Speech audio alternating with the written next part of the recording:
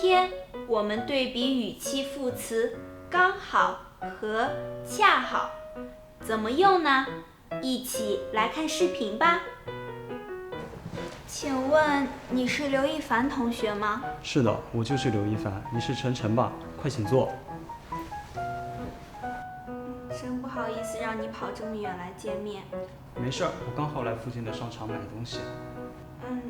你要喝什么？拿铁还是美式？我恰好有这家咖啡店的券，可以买1赠1呢。那我就喝一杯冰美式吧，谢谢你啊。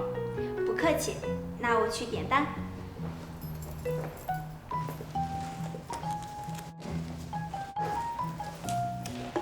店员说他们今天刚好搞活动，买2杯咖啡可以送1块蛋糕呢，一起吃吧。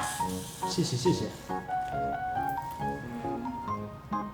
你来附近的商场买了什么呀？这边有一个书店，我来买《艺术的故事》这本书，可是刚好已经卖完了，我没买到。你要的这本书我刚好有，我可以借给你呀。你有这本书真的太好了，我下周末恰好没事儿，来你学校找你拿书吧。可以呀。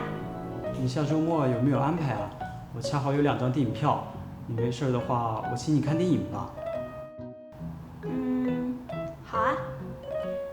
语气副词刚好有刚好在那一点上的意思，一般指时间、空间、数量等正好，有不早不晚、不前不后、不多不少的意思，一般用在动词、形容词或者数量短语前面，也可以用于主语前，比如我刚好来附近的商场买东西。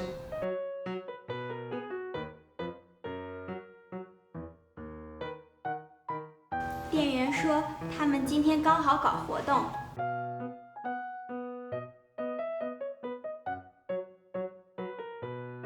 语气副词恰好有正好的意思，主要指时间、机会、条件等十分凑巧，比如我下周末恰好没事儿。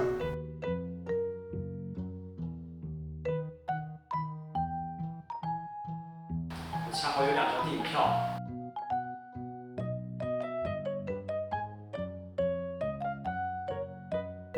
大家明白了吗？跟我读。我刚好来附近的商场买东西。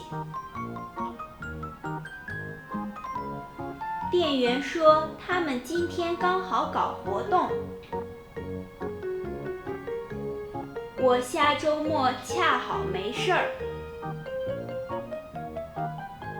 我恰好有2张电影票。我送你回学校吧。不用了，我自己打车回去就行。没事儿，我刚好可以参观一下你们学校。你怎么那么多刚好？同学们，再见了。